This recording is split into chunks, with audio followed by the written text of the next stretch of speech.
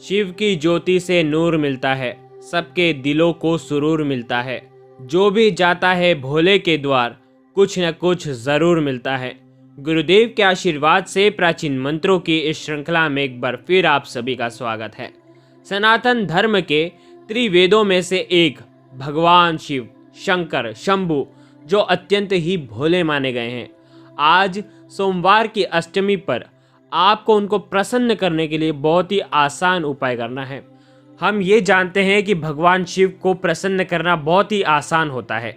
भगवान शिव को यदि कोई सच्ची श्रद्धा से उन्हें केवल एक लोटा जल भी अर्पित कर देता है तो वो प्रसन्न हो जाते हैं। इसी कारण से उन्हें भोलेनाथ कहा जाता है। इसके साथ ही भगवान शंकर सदा अपने भक्तों पर कृपा बरसाते हैं। हिंदू धर्म में सोमवार को भगवान शिव का वार माना गया है।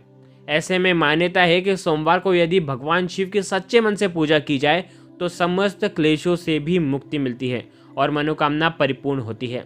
भगवान शिव स्वयंभू हैं, जिसका अर्थ है वो मानव शरीर से पैदा नहीं हुए हैं।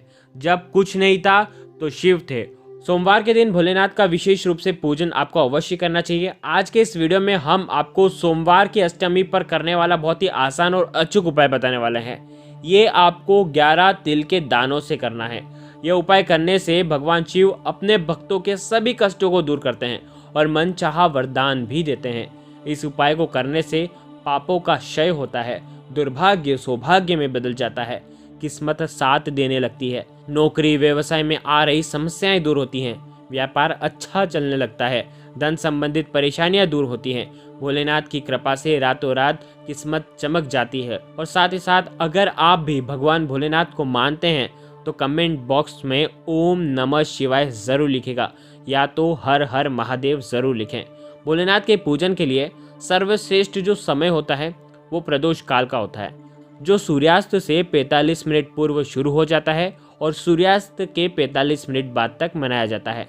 ध्यान रखें, ये जो 1.5 घंटे का समय होता है ये भगवान भोलेनाथ को अत्यंत प्रिय होता है और भगवान भोलेनाथ स्वयं शिवलिंग के अंदर आते हैं। और आज तो भगवान शिव प्रसन्न मुद्रा में है।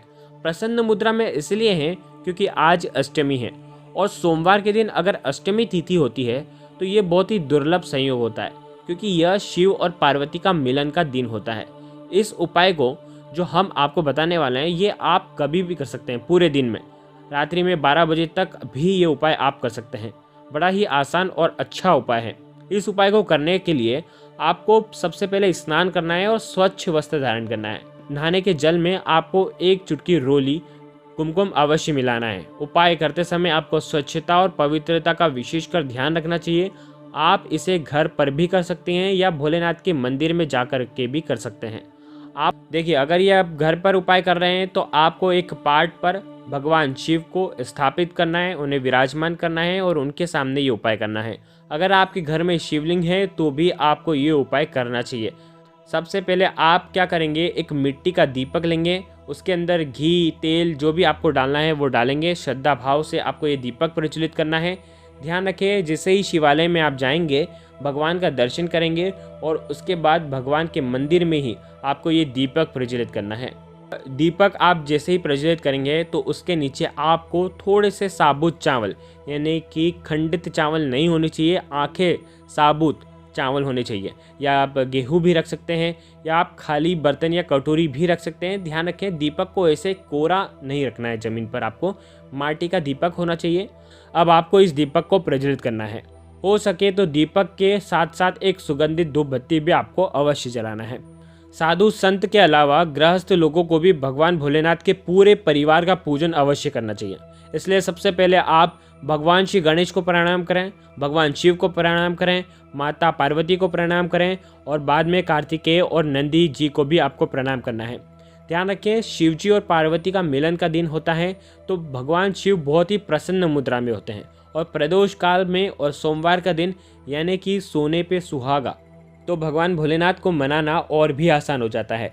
अब आपको भगवान भोलेनाथ के ऊपर एक बेलपत्र आपको अर्पण करना है।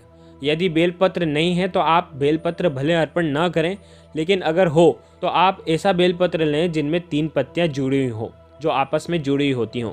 तो बेलपत्र अर्पित करने से पहले आप बेलपत्र को पहले शुद्ध कर लें और उसके बाद ध्यान रखें, कटा फटा बेलपत्र नहीं होना चाहिए। पूरा आखा बेलपत्र होना चाहिए और वो बेलपत्र आप शिवलिंग पर अर्पित कर दें। अब आपको थोड़े से काले तिल लेने हैं। देखिए, आप काले तिल भी ले सकते हैं या सफ़ेद तिल भी ले सकते हैं। काले तिल भगवान विष्णु को अति प्रिय हैं और जो सफ़ेद तिल होते हैं वो माता लक्ष्मी को अति प्रिय हैं। तो सफ़ेद तिल से माता लक्ष्मी की उत्कृष्ट कृपा मिलेगी और काले तिल से भगवान विष्णु की उत्कृष्ट कृपा मिलेगी। जोन से भी है, दोनों में से एक तिल आपको इस्तेमाल करने हैं। जैसे कि आपने जो काले तिल हैं वो आपको ले लेना है, 11 दाने आपको काले तिल के लेना है। अब आपको भोलेनाथ भगवान का ध्यान करना है, भगवान भोलेनाथ का ध्यान करना है और ओम नमः शिवाय का मंत्र का आपको 108 बार जाप करना है। ध्यान रखें, दीपक को जलते रहने दें, दीपक के सामने ही आपको जाप करना है, भगवान शिव के सामने ही आपको जाप करना है। आपके सीधे हाथ में आपको काले तिल ले लेना है। भगवान शिव का स्मरण करने के बाद आपको थोड़े से दाने आप दीपक के अंदर आपको डाल देना है और दीपक को प्रज्वलित रहने देना है। अब आपको बिल्कुल गिनती से 11 तिल के दाने लेना है। अब आपको एक तांबे के लोटे के अंदर शुद्ध जल भरना है, सफ़ेद थोड़ा सा कच्चा दूध डालना है। उसके बाद आप इसके अंदर मिश्री डालें।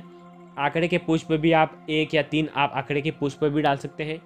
साथ ही साथ आज के दिन आप सफ़ेद चंदन भी आपको इसके अंदर डालना चाहिए। इस प्रकार से आज जो चीज़ें होंगी इसके अंदर वो सब सफ़ेद होंगी।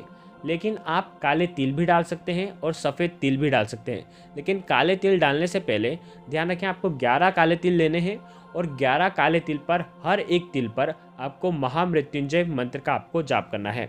मंत्र इस प्रकार है, ओम त्र्यंबकम यजामहे सुगंधिम पुष्टिवर्धनम उर्वारुकमेव बंदनान मृत्योर्मुक्षीय मामृतात। इस मंत्र का आपको जाप करना है और एक काले तिल का दाना उस जल के पात्र के अंदर आपको डाल देना है। ऐसे करके आपको 11 बार जाप करना है इस श्लोक का और 11 बार में 11 तिल के दाने उसके अंदर जल के पात्र के अंदर डाल देना है। शास्त्रों में ये बताया गया है कि भगवान शिव की लिंग स्वरूप में पूजा करने से बहुत जल्द प्रसन्न हो जाते हैं, आपको मनचाहा फल की प्राप्ति भी होती है। इसके साथ ज्योतिष के अनुसार सोमवार यानी कि सौम्य शीतल चंद्रमा का दिन माना जाता है, इसलिए इस दिन सफ़ेद कपड़े पहनना और शिवलिंग को सफ़ेद पुष्प अर्पण करना, इससे आपकी मनोकामना पूरी होती है। तिल का हमारे शास्त्रों में बहुत गहरा महत्व बताया गया है। देखा जाए तो अभी जो है वो पोष का पवित्र महीना चल रहा है। पोष का पवित्र महीना जो होता है वो भगवान सूर्य नारायण को समर्पित होता है और इसी महीने में संक्रांति के समय सूर्य देव धनु से मकर राशि में प्रवेश करेंगे। मकर राशि यानी शनिदेव की राशि, इसीलिए गुड़ और तिल का सेवन हमें करना चाहिए। इसीलिए इस पोष के महीने में अगर तिल का प्रयोग हम भगवान शिव की पूजा में करते हैं तो इसका कई गुना लाभ हमारे जीवन में मिलता है। तिल से हमारे जीवन में स्वास्थ्य से जुड़ी जो भी परेशानियां हैं वो सब दूर होती है। तिल निरोगी काया का वरदान हमें देता है।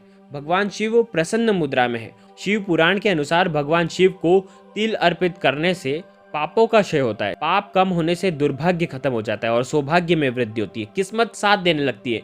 और साथ ही साथ जो पोष का महीना होता है वो छोटा पितृपक्ष का महीना भी कहा जाता है, तो इससे आपको पितृदेव भी आपके प्रसन्न होंगे। अब आपको जल का पात्र उठाना है और भगवान शिव के ऊपर अभिषेक करना है। ओम नमः शिवाय इस मंत्र का आपको जाप करना है और अभिषेक करना है। अभिषेक करते करते आपके मन में जो भी इच्छाएं हैं वो भगवान शिव को बोलें, क्योंकि आप जो अभिषेक कर रहे हैं उसमें से जो काले तिल भगवान शिव को स्पर्श होंगे, वैसे वैसे आपकी हर इच्छाएं परिपूर्ण होती जाएगी। भगवान शिव आपको निरोगी काया का वरदान देंगे और साथ ही साथ आपकी जितनी भी मनोरथ है जो कई वर्षों से पूर्ण नहीं हो रही है वो धीरे धीरे पूर्ण होने लग जाएगी। अब आपको भगवान भोलेनाथ से आपकी जितनी भी गलतियां हैं उसके लिए क्षमा मांगनी चाहिए। क्षमा प्रार्थना करने के बाद अब आपकी जो भी समस्या है वो वापस भगवान भोलेनाथ को आप बोलें और समस्याओं को दूर करने की प्रार्थना करें। इस प्रकार से आपको भोलेनाथ भगवान की असीम कृपा मिलेगी।